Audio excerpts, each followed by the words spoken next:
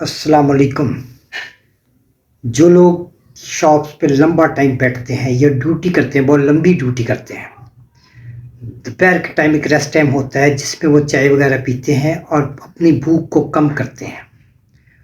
उसके लिए दो ऑप्शन होते हैं, या कोई फ्रूट हो या बिस्किट हो।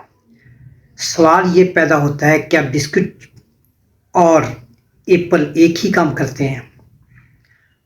बिस्किट में भी विटामिन्स हैं और एप्पल में भी, लेकिन इन दोनों में डिफरेंस एक है कि बिस्किट में फाइबर नहीं होता, जबकि एप्पल में फाइबर होता है।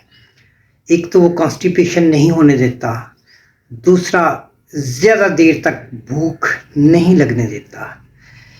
इसीलिए एप्पल दी बेटर है भूख मिटाने के लिए बमुकाबला बिस्किट के। एप्पल ज़्यादा बेहतर है भूख मिटाने के लिए। अल्लाह हाफिज़।